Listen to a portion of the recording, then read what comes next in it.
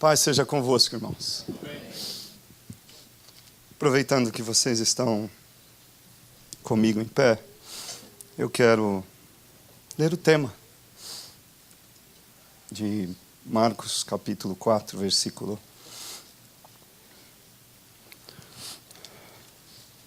ou Marcos 10, versículo 44.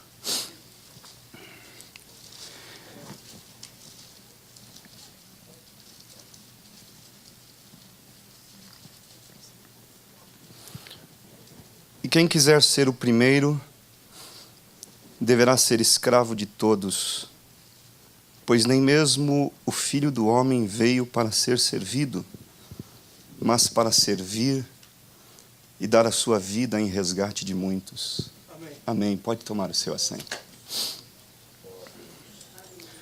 Eu recebi com grande alegria e ao mesmo tempo temor de Deus o convite para estar aqui com o pastor Maurício. Eu o conheci há uns 3 meses atrás. Ele esteve em casa numa passagem rápida para buscar uma pessoa que estava comigo numa semana e estaria com vocês naquela semana mesmo. Eu não sei se o pastor Maurício teceu algum comentário, mas eu moro aqui em Port Charlotte, nesta costa oeste mesmo, a 1h30 daqui. Com a minha família estamos aqui há cerca de 1 ano e meio e fomos enviados para cuidar do rebanho do Senhor. É uma cidade pequena, de 50 mil habitantes. Eu acho que a gente não tem 100 famílias brasileiras naquela cidade. Eu conheci 30 e alguma coisa, e das 30 e alguma coisa que eu conheci desde que eu cheguei, algumas já voltaram para o norte. Teve uma outra que veio para Tampa aqui há alguns dias. A Alexandra e seu marido Shen estão aqui hoje nessa manhã. E algumas pessoas disseram para mim quando eu saí do Brasil, disseram: você vai sair do trabalho que você está, fazendo a obra de Deus que você faz, numa igreja que tem 30 outras congregações e igrejas ligadas, com cerca de quase 3 mil membros, para um trabalhozinho, numa cidade perto do nada, uma roça americana. E eu aprendi um dia que a igreja do Senhor, independentemente do número de pessoas que ela tenha, ela nunca é pequena. A igreja do Senhor é sempre grande. E eu assumi aquela igreja em janeiro de 2015, sendo a igreja que eu tinha a oportunidade de pastorear. Eu assumi como uma grande igreja, porque é a igreja de Jesus.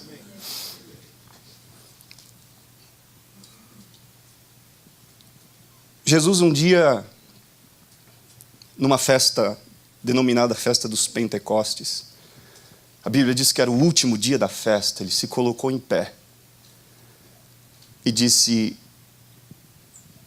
quem crê em mim, como rio, como diz as Escrituras, rios de água viva fluirão do seu ventre, do seu interior. E a gente sabe que esses rios que Jesus disse é o rio da graça de Deus. Isso é uma coisa que às vezes a gente não se atém. E esses dias eu me lembrei de algo que a gente tem no Brasil. Aqui eu não vi, deve ter aqui em algum lugar subterrâneo, mas no Brasil é um negócio mais exposto. Que são os chamados piscinões, em São Paulo, pelo menos. E quem já presenciou e já viu sabe que na beira de um rio eles escolhem uma área grande, cavam uma vala enorme, um buraco enorme, cimentam aquilo e aquilo fica ali para os dias de cheia do rio. E nos dias de cheia as águas vêm e enchem aquele negócio. Mas é tanto investimento, é tanto espaço para apenas de vez em quando aquilo ser cheio, que eu, pensando nisso, o Espírito Santo falou comigo que às vezes a gente se esquece dessas palavras de Jesus. Nós fomos chamados para ser rios, mas às vezes nós nos colocamos como piscinões de Deus. E como piscinões de Deus, às vezes a gente só recebe desta água no transbordar do rio nos domingos de manhã.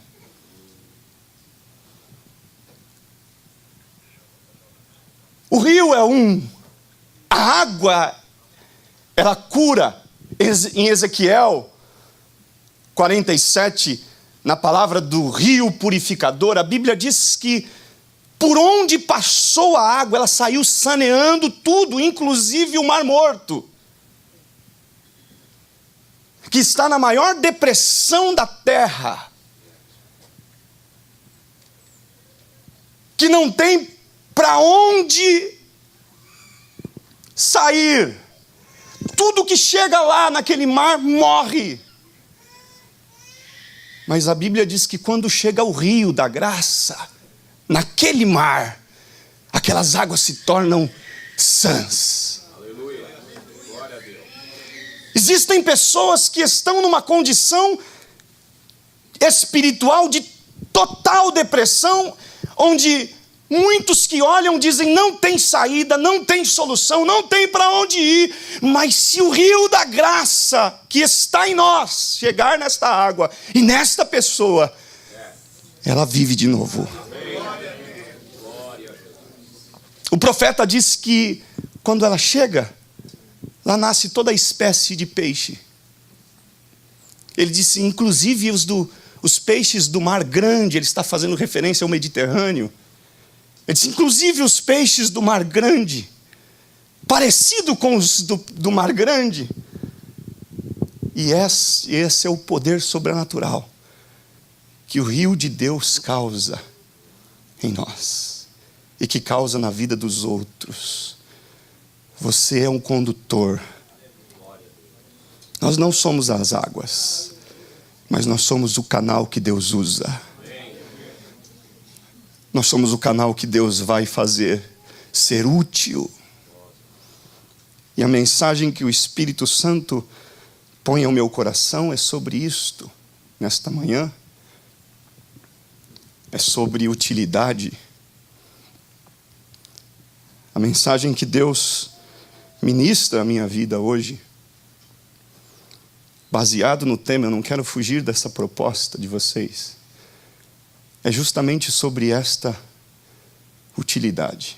Eu me lembro de uma aula que eu tive de direito civil há muitos anos atrás, sobre lei de locação ou do inquilinato. Existe um dispositivo na lei do inquilinato sobre benfeitorias. E a lei distingue 3 tipos de benfeitorias que defendem tanto o inquilino quanto o proprietário.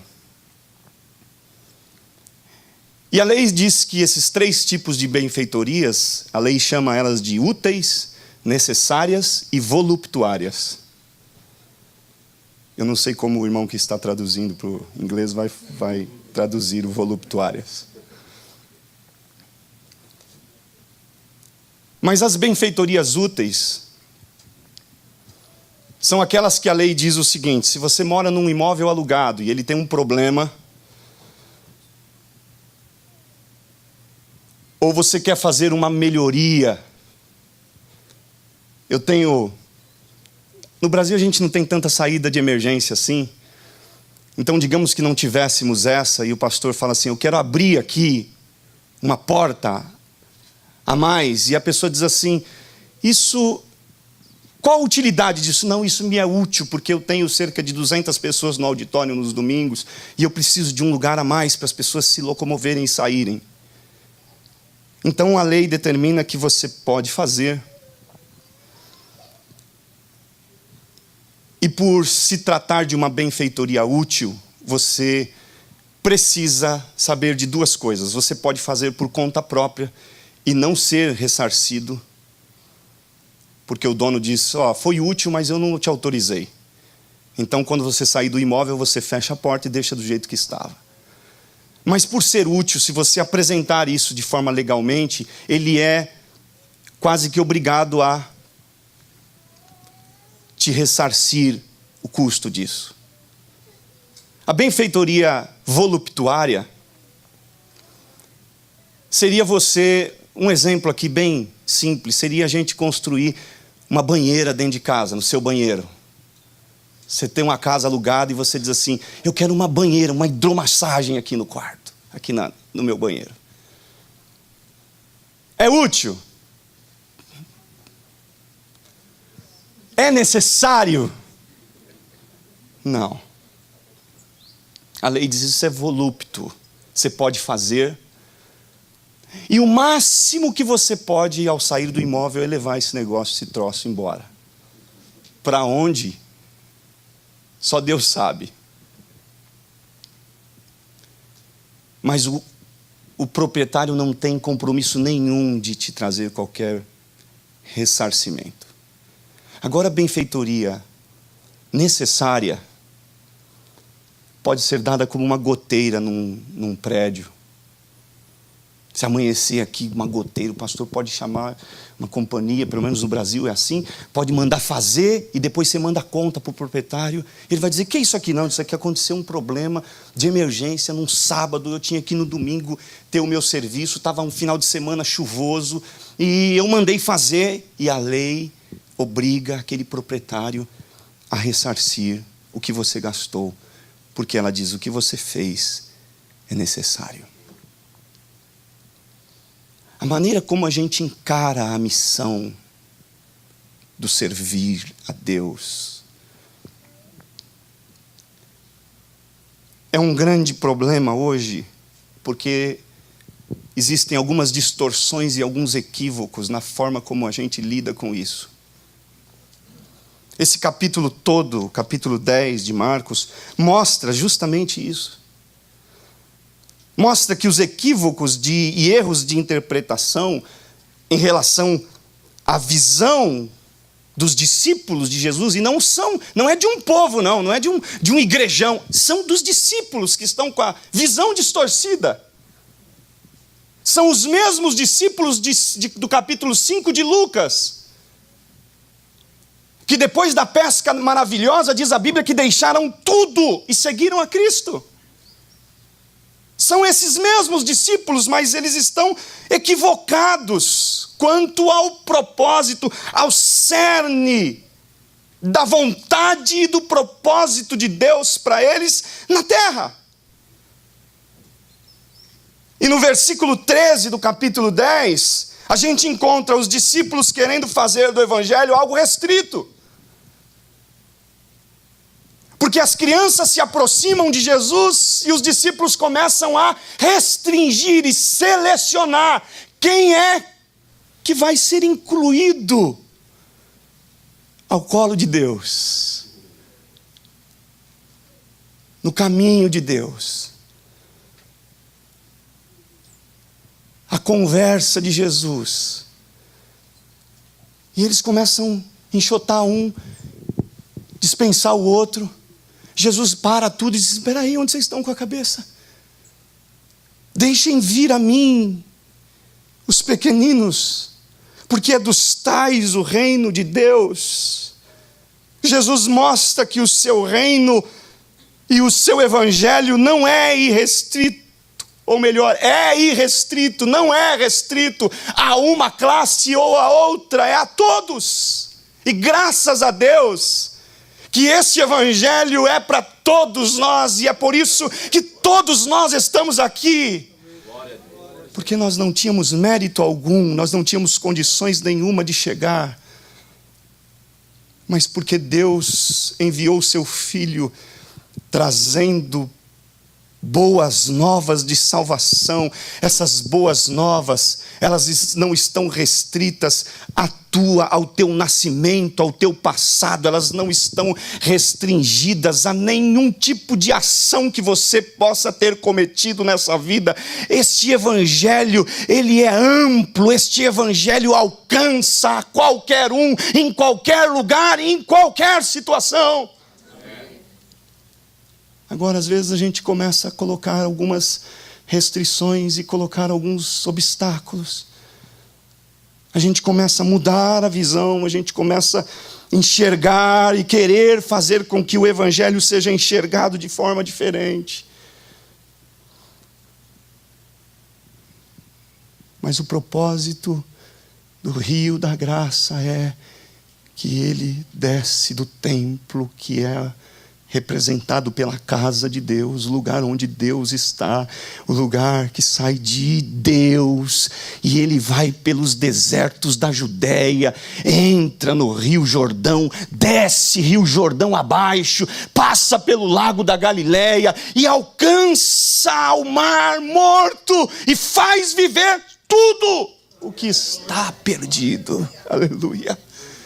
O evangelho de Deus não ficou restrito a Jerusalém. O reino de Deus não está restrito aos anjos, não está restrito aos santos do mundo, mas ele vai aos lugares mais baixos da terra, ele vai aos lugares mais inóspitos do mundo, que é o deserto da Judéia, e faz com que haja árvore de toda espécie. Quando chega no Mar Morto, os peixes passam a viver naquele lugar, porque o evangelho de Deus é o evangelho da restauração, pregado a todos. Pregado a todos. E existem muitas pessoas que distorcem isso no Brasil também, porque elas acham que missão só se faz nas comunidades ribeirinhas do Brasil, nos sertões do Brasil, na África, na Índia, em alguns países pobres da Ásia. Em 2009, eu tive a oportunidade de pregar em 2 lugares quase que no mesmo tempo. Eu fui a Moçambique, passei 15 dias ministrando numa formatura de pastores, numa escola de preparação de obreiros. E vi com os meus olhos a miséria do mundo. Eu não sei se vocês sabem, Moçambique é o 3º país mais pobre do mundo. E eu saí daquele lugar e fui para Munique, na Alemanha, visitar um amigo missionário. E tem muita gente que olha e diz: a Europa não precisa, os Estados Unidos não precisa. Tem muita gente no Brasil, porque eu acredito que nós que vivemos em países de primeiro mundo, temos a convicção de que a gente precisa e de que tem muita gente ao teu lado, no teu trabalho, no teu lastro de amizade, seja lá onde for, seja de estudo, seja de vizinhança, seja de trabalho, seja o que for, seja um futebol, seja o que for, existem pessoas ali que precisam daquilo que você tem, daquilo que você é. E eu vi a distinção destes mundos, dessa disparidade social e econômica, mas eu vi também aquele amigo que me recebeu e disse: olha, toda semana a gente pega o jornal e tem uma notícia de uma pessoa que se suicida nessas linhas desses trens. Ele disse: os jovens, as pessoas entram nos metrôs, baixam a cabeça e você não consegue falar com o alemão de jeito nenhum. As pessoas estão totalmente no mundo introspectivo, no mundo deles. E ele disse: essas pessoas estão angustiadas, depressivas, estão vivendo numa miséria espiritual enorme. E eu tinha saído da miséria social. Eu chorei a primeiro dia que eu vi aquelas crianças comerem com a mão uma papa branca, com umas folhas num prato, que eles colocavam no chão até servirem para as pessoas. E agora eu vou para um outro lugar e as pessoas estão igualmente espiritualmente perdidas. E o Evangelho de Deus faz isto. É um Evangelho que não se restringe ao rico, ao pobre, mas é o Evangelho para todo aquele que precisa e todos necessitam. E ele alcança todos os que conseguem crer que ele é poder de Deus para salvar-nos. Aleluia. Os discípulos estão com a visão distorcida quanto à abrangência do Evangelho, e estão com a visão distorcida, e a gente vê que o texto mostra que há uma segunda visão distorcida aqui, porque aqui também existe um jovem que resolve entregar o seu coração aos bens e às ações religiosas a Deus. E Deus não quer isso. Deus quer o inverso. Você diz assim: como é que eu faço missão servindo? Quando a gente começa a entregar o nosso coração a Deus. E toda a relação com as ações, seja ela quais for, seja ela de negócio, seja ela todas as outras relações que sejam apenas ações e atitudes.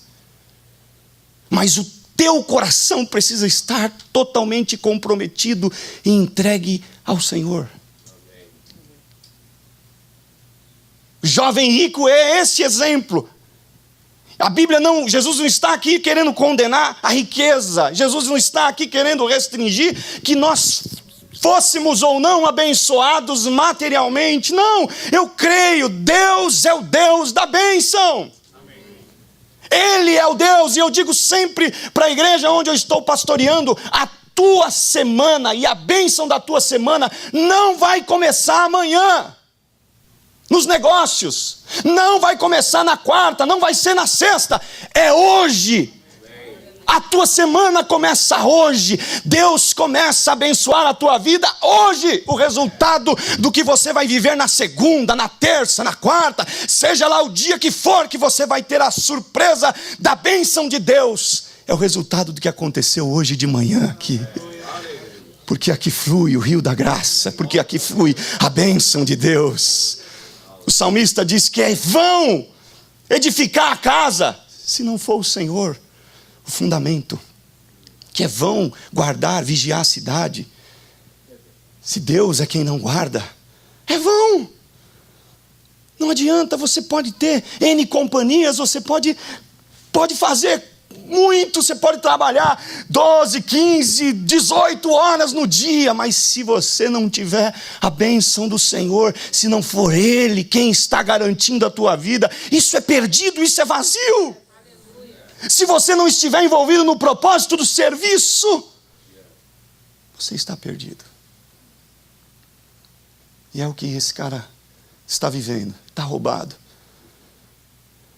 E Jesus chega nele, identifica, ele disse: bom mestre, o que eu hei de fazer para ele dar a vida eterna? Jesus disse: é simples, cumpre os mandamentos. Ele disse: isso eu já faço. Aí Jesus fala: eu sei.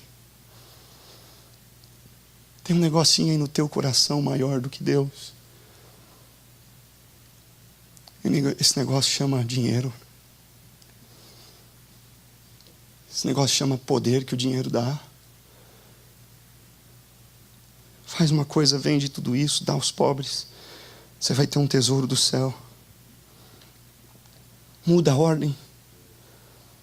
Põe a Deus como tesouro. Muda a ordem. Põe a Deus como prioridade. Você diz: mas o que vai acontecer? É capaz de eu perder. Não vai perder, não. Quem você era espiritualmente quando o Senhor te chamou? Você estava perdido. E você hoje está com medo de perder o quê? Você não está, você diz: mas eu não vivo, não tive tantas experiências com Deus. Não importa. Você não está assistindo as pessoas que estão ao teu redor viverem experiências. Já não é o bastante. Você se lembra daquele molequinho que estava naquela reunião na beira da praia, junto ao mar da Galileia? Jesus pregando, curando, fazendo um monte de milagre. E aquele garotinho tem uma reservinha.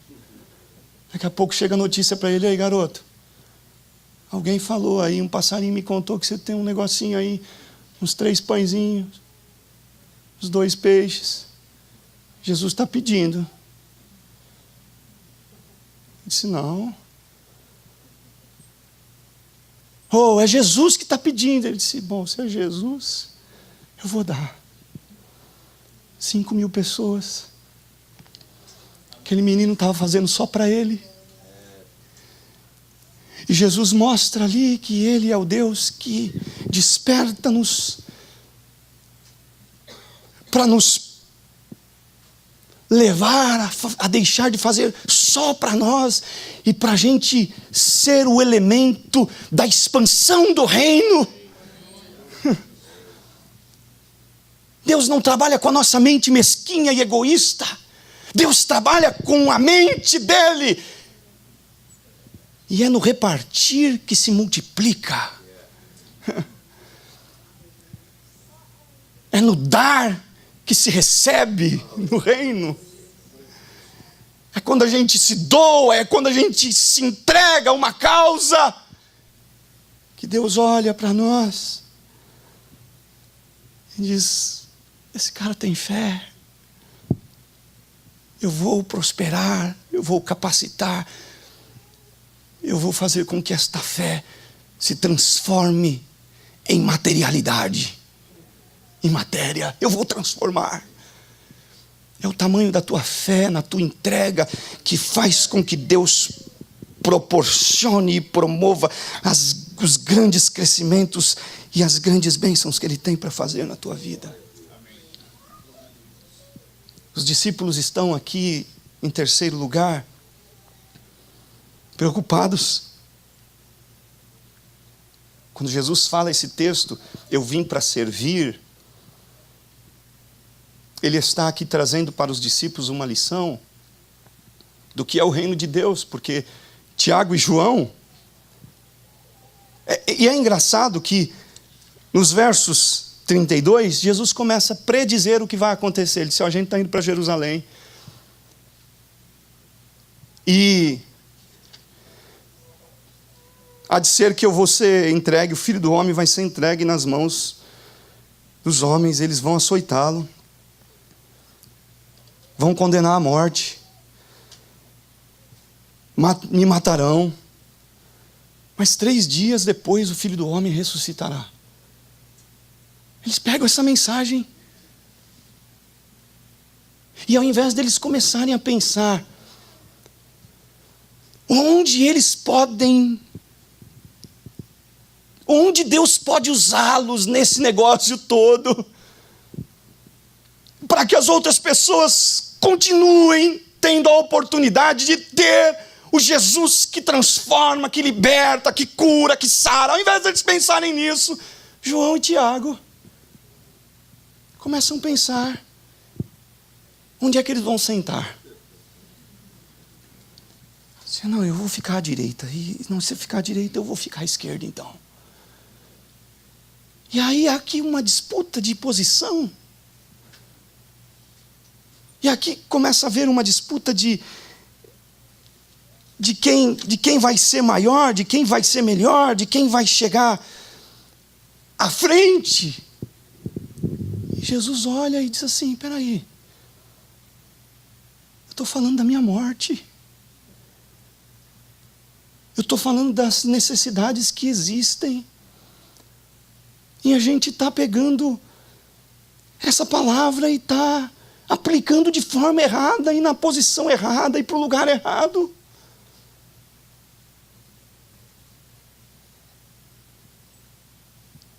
Você está num país estranho. Para muitos, estranho é o Brasil já, né? De tantos anos que vivem aqui. Mas não é nosso país de origem, não é a nossa terra de origem. E muito ou pouco a gente tem saudade das coisas que nos remetem à infância feliz, né? Antes de chegarem os IPTUs na vida, no teu nome, quando chegava só no nome do teu pai, da tua mãe, os IPVAs, vai acabar a saudade logo.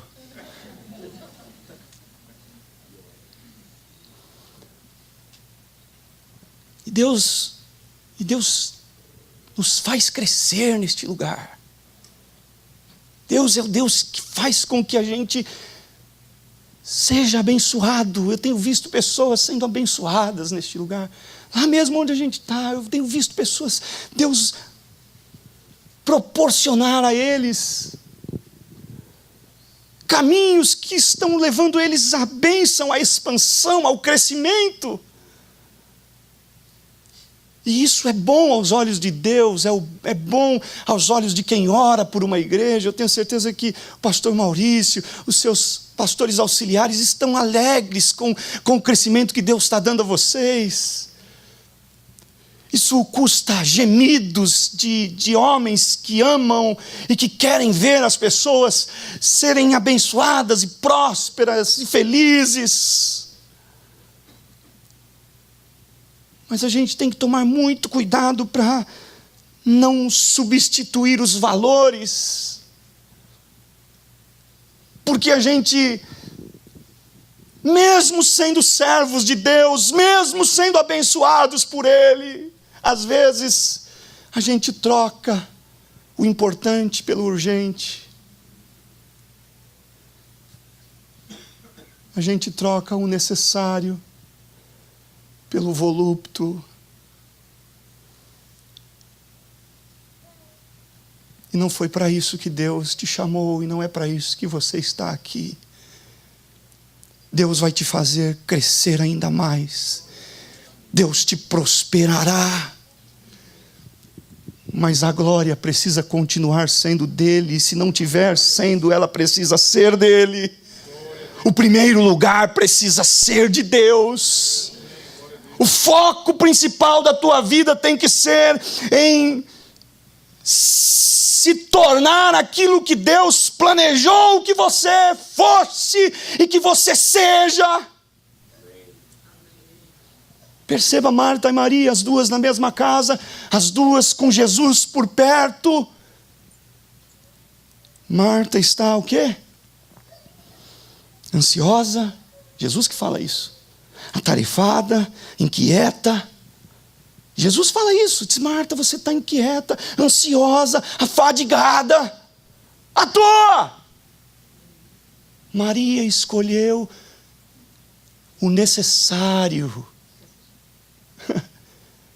Jesus disse: não vai ser tirado de Maria. As escolhas que você está fazendo hoje na tua vida, quais têm sido? Você diz: não, eu estou perto de Jesus, eu estou superativo, eu estou fazendo, mas e o teu coração? Onde é que está? E o propósito de Deus, onde é que está?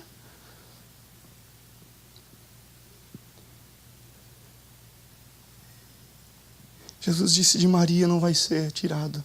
Ela está entregue, ela está disposta, ela está em paz, ela está rendida. Sabe, porque quem está sendo dirigido por Deus, pouco está se importando com as condições externas. Eu dizia isso no Brasil antes de sair, de que o melhor lugar do mundo pode se tornar o pior, se a gente não se adequar ao propósito e à vontade de Deus.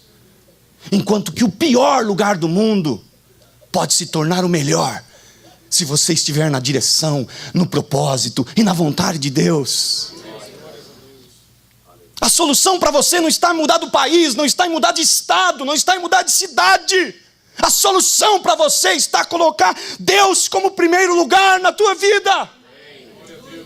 Tem muita gente que está dizendo, batendo cabeça, diz: para onde eu vou? O que é que eu faço? Não está bom, não está legal. Resolva isto com Deus. Coloque a tua vida no propósito, na direção de Deus. Não rejeite o que Deus está promovendo e querendo fazer no teu coração. Vocês sabem que Jesus foi um dos casos mais famosos de deportação de um lugar. A gente que às vezes ouve histórias de deportação, vou contar uma de Jesus.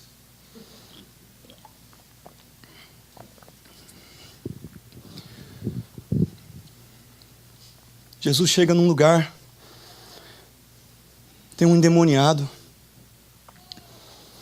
A Bíblia diz que ele vivia em sepulcros. A Bíblia diz que as pessoas amarravam ele e ele quebrava as correntes. Nada podia segurar aquele cara. E Jesus chega lá. Autoridade, propósito de Deus, é o rio de Deus ali. Quando Jesus chega, aqueles demônios se inquietam na vida daquele cara e vem até Jesus. Ele vem e diz assim: o que você quer comigo?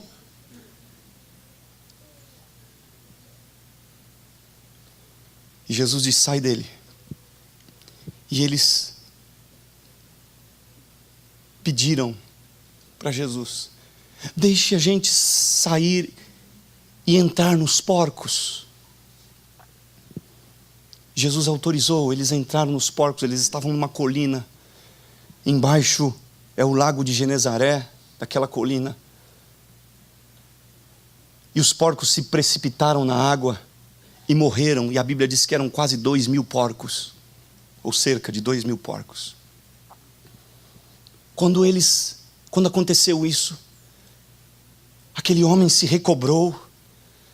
Aquele homem que era um homem cavernoso, fedorento, que deveria ter uma aparência asquerosa, feia, está com outro semblante. Os seus olhos têm o brilho de Deus. O reino de Deus chega naquele lugar. Agora ele está liberto. Ele está tão liberto que os estudiosos o consideram como o primeiro missionário da Jordânia, porque aquele lugar é a atual Jordânia. Porque depois que Jesus faz o milagre, ele diz assim: Senhor, eu quero ir contigo. Jesus disse: não, volta para a cidade, anuncia aos seus pais, anuncia às pessoas que estão perto de você. E ele disse: tá bom. E aí os estudiosos dizem o seguinte: esse cara foi o primeiro missionário da Jordânia, porque ele obedeceu um chamado de Deus e foi falar do poder de Jesus sobre os demônios, sobre o pecado, sobre as trevas. Só que quando os homens da Jordânia olham para Jesus de Gadara e olham os porcos mortos, eles disseram: não acredito que você matou nossos porquinhos. E a visão desses caras estava tão distorcida, irmãos, que eles amavam mais os porcos do que uma pessoa. E o Espírito Santo de Deus falou ao meu coração que muitas vezes nós estamos amando mais porcos, que é o que é, as coisas dessa vida. E a pergunta que eu te faço, e você não precisa me responder, é: quais são os porcos da tua vida?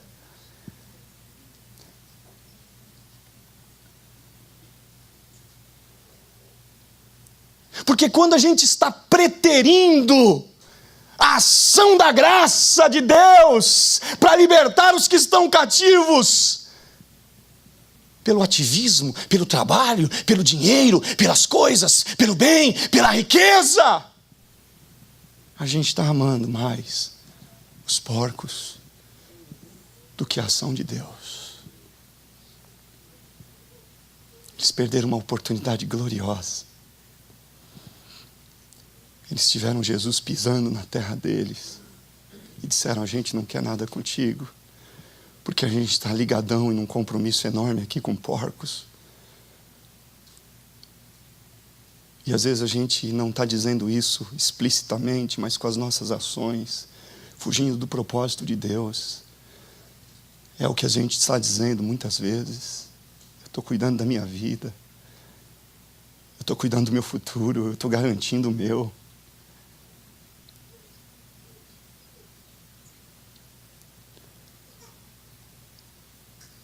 Não foi para amar porcos que Jesus nos salvou. Jesus te salvou para você amar as vidas que estão perdidas. Jesus nos salvou para a gente glorificar Ele onde formos, com o que somos, com o que fazemos, até onde agimos. Foi para isto que o Senhor nos salvou. Eu estava lendo sobre a sociedade dos morávios essa semana, porque eu me lembrei de 2 jovens morávios que ouviram falar de uma ilha na Índia, colonizada por um inglês que escravizava mais de 2.000 pessoas, e era um inglês ateu, escravizava mais de 2.000 pessoas naquele lugar, e aqueles jovens, compungidos pelo Espírito de Deus, com o coração cheio de amor por servir, escreveram para aquele inglês dizendo: a gente tem vontade de ir nessa ilha falar do amor de Deus como missionários, você nos permite? E ele disse: jamais eu vou permitir que vocês levem qualquer tolice, bobagem dessas para a minha ilha. Eles voltaram com uma resposta para o homem e disseram assim: e se a gente for como escravo? O inglês disse: se vocês forem como escravo, podem ir.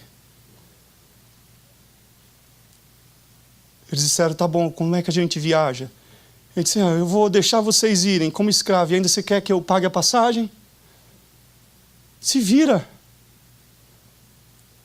E eles pagaram a passagem do navio com a venda da própria vida deles como escravo para aqueles homens. Para aquele homem. Aqueles 2 jovens entraram no navio no dia da despedida, a igreja assistindo. E quando o navio começou a sair, eles se abraçaram e gritaram para as pessoas. Todos estavam em lágrimas, porque eles sabiam que nunca mais viriam aqueles jovens. Eles estavam indo para um lugar de escravatura e eles tinham sido comprados.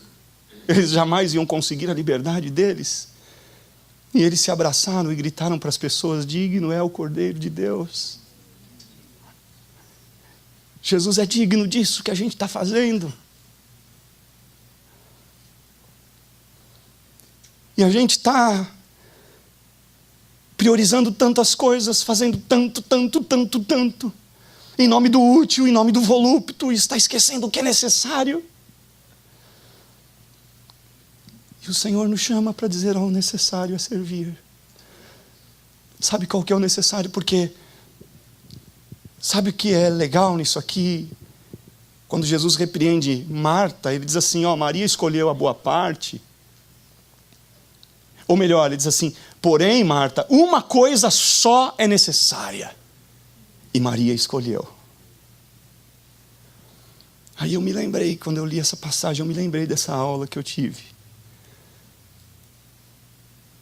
Porque no direito, o que faz o que é necessário tem garantia de ressarcimento. Tem garantia de que não perdeu as energias, de que não perdeu o tempo. Você não está aqui perdendo tempo.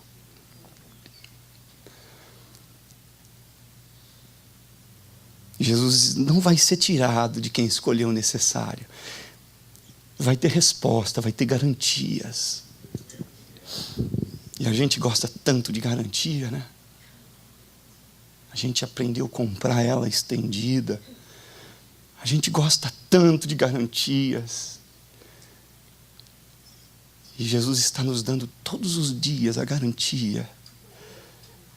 A garantia de que quando a gente se abraça com Ele, nós seremos semelhantes aos lírios dos campos, que Deus veste de uma forma bela, que nem um grande rei de uma grande potência, de um grande império como Salomão conseguiu se vestir como eles. E se aos olhos de Deus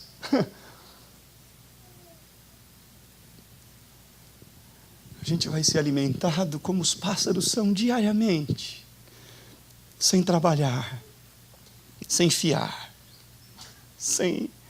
mas são alimentados, e Deus está dizendo isso.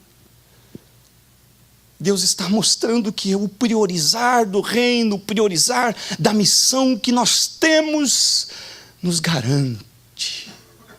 Você está precisando de garantias. O Senhor te traz hoje para dizer, Ele é a garantia da tua vida, da tua alma.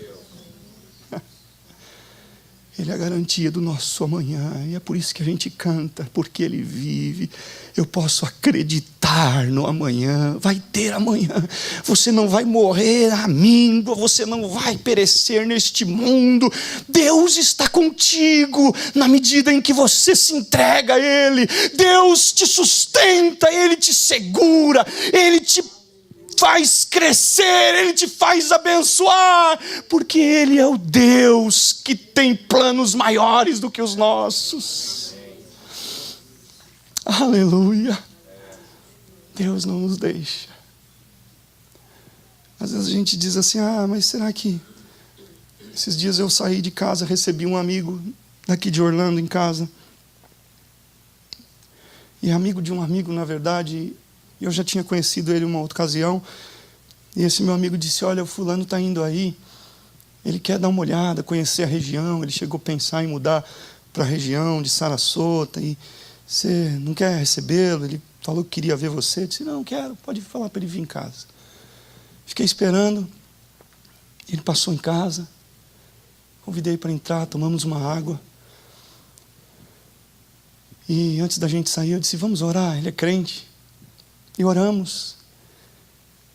E naquela oração eu disse, Senhor, a gente está indo fazer um passeio, mas eu queria que nesse passeio o Senhor nos surpreendesse. E que o Senhor nos dirigisse em todos os caminhos. E se tiver alguém precisando da Tua graça nesse dia, nos leva até essa pessoa. Nós saímos de Port Charlotte, sem muita direção. Eu passei em siesta aqui com eles, foi o primeiro lugar que eu os levei. Mostrei aquele lugar belíssimo. Eles molharam o pé na areia, era um casal. A Ioná não pôde ir comigo, ela estava numa atividade. Eu saí de lá com eles, fomos procurar um lugar para almoçar. Levei eles para almoçar num lugar na mesma cidade. A gente saiu do almoço e eles começaram falar de imóvel e preço e tal. Eu falei, vou levar vocês num outro lugar muito legal aqui. E levei eles num lugar chamado Lido Beach, perto de St. Armands, ali em Sarasota mesmo, um lugar turístico muito bonito. E quando a gente chegou no Lido Beach, eles começaram a olhar os prédios e ver os apartamentos e pararam num pé de informação, pararam no outro e tal. Paramos num terceiro. E quando eles olharam de longe, gostaram, um prédio suntuoso, bonito. Eles disseram, poxa, aquele prédio é legal. E nós paramos, e quando a gente chegou e embicou no prédio, ele estava dirigindo, ele embicou o carro no prédio. A gente viu que tinha portaria, a mulher disse, não, bem, tem portaria aí, vamos embora aqui. Eu disse, não, eu vou. Ele é um paraibano arretado. Aí ele soltou logo o português na portaria com o camarada. E o cara saiu falando português de lá também. Eu disse, pronto. E ele perguntou para o cara, você fala português? O cara falou, não falo não, mas vi você falando, estou falando.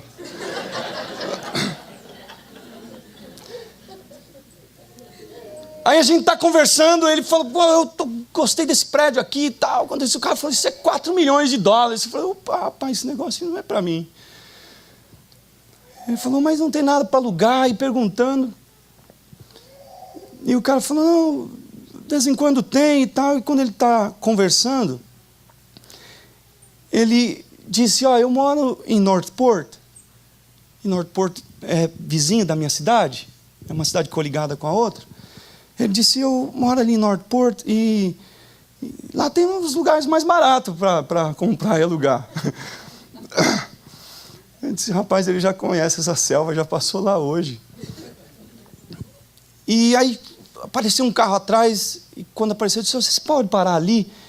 E eu preciso atender aqui, eu já vou falar com vocês. Quando a gente saiu com o carro, o Espírito Santo falou no meu coração. Fale para ele do meu amor. E na hora eu entendi aquele negócio. E eu disse para ele, eu disse, você vai ver que Deus nos trouxe aqui não por causa desse prédio. Deus nos trouxe aqui por um outro propósito. Desci do carro. Já desci valente. Quando o Espírito Santo nos toma, você não vai com timidez, cabeça baixa, não. Vá valente. Tem dia que eu fico, meu Deus, E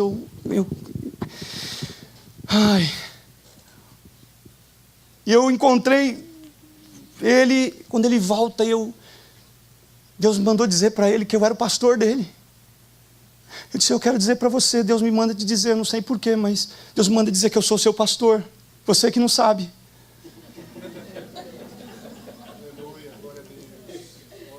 E comecei a falar para ele, eu estou aqui, eu vim aqui para esse país, para esse lugar, moro pertinho de você lá para ser seu pastor. E quando eu comecei a falar isso, ele começou a chorar. E disse, pastor, eu orei hoje no começo da tarde, depois do meu almoço, Deus me manda um socorro. Eu estava ouvindo uma mensagem em português e eu disse, Senhor, me manda um socorro, eu preciso de um sinal teu. E contou a história dele, contou o que ele estava vivendo. E nós 4 choramos ali naquela portaria. Eu coloquei a mão nos ombros dele, orei por ele naquele lugar. Ele está lá glorificando o nome do Senhor. Estava muitos anos distanciado dos caminhos de Deus. Me contou depois, disse, pastor, eu priorizei o meu relacionamento, eu priorizei tanta coisa, esqueci de Deus. E muito do que eu priorizei hoje eu perdi. Eu disse, Deus não me mandou aqui para te dar uma chicotada pelo tempo que você priorizou coisa errada, mas me mandou aqui para dizer para você que vai fazer de novo, para dizer para você que vai fazer bem feito, de acordo com a tua resposta positiva ao que Ele está determinando e está dirigindo a tua vida. E eu quero encerrar dizendo para você que Deus faz bem feito, ainda que você tenha começado mal. Deus faz bem feito, ainda que você tenha distorcido parte da visão. Deus nos ajuda hoje de manhã a nos adequarmos. Hoje é uma manhã de adequação. Você consegue crer nisso? Eu sei que você tem pastor que te ensina com destreza, com graça de Deus. Mas hoje o Senhor nos traz aqui para dizer que Ele vem fazer adequações ao teu projeto, à tua visão, para que você saia daqui dizendo, Deus, eu sou aquilo que o Senhor diz que sou, eu vou fazer o que o Senhor mandar fazer, eu vou viver o que o Senhor quiser que eu viva. Você vai sair daqui dizendo, como farol que brilha à noite, como ponte sobre as águas, como um rio sobre o deserto. Eu vou ser, Senhor. Eu vou ser, Senhor. Aleluia. Adequações de Deus. Aleluia. Vale a pena servir. Eu saí daquela tarde dizendo, Deus, obrigado. Se o Senhor me levar embora hoje, eu já vou sabendo que o Senhor me trouxe. Eu já vou sabendo que valeu a pena ter vindo. Que não foi uma casualidade, que não foi um acidente, mas é o propósito de Deus. Deus não trabalha com casualidades. Deus não trabalha com casualidades. Você está neste lugar, você está onde está, porque Deus permitiu que você estivesse. Muitos Deus trouxe exatamente. E Ele está adequando a nossa vida. E hoje é mais uma corda do instrumento de Deus que está sendo afinada. É a tua vida que brilha hoje para aqueles que necessitam, para aqueles que precisam. Aleluia. Oh, aleluia. Como um farol que brilha à noite, como ponte sobre as águas, como abrigo no deserto, como flecha que acerta o alvo. Eu quero ser usado da maneira que, em qualquer hora e em qualquer lugar, eis aqui a minha vida, usa-me, Senhor, usa-me. Com a permissão do pastor, eu vou pedir a você que curve a sua cabeça para que nós oremos juntos. Feche os seus olhos e fale com Deus aí onde você está. Sabe, adeque a sua vida hoje ao propósito maior de Deus. O Espírito Santo vai dirigir você ao que você deve fazer, ao que você tem para fazer. O Espírito do Senhor é quem faz isso. Aleluia, aleluia.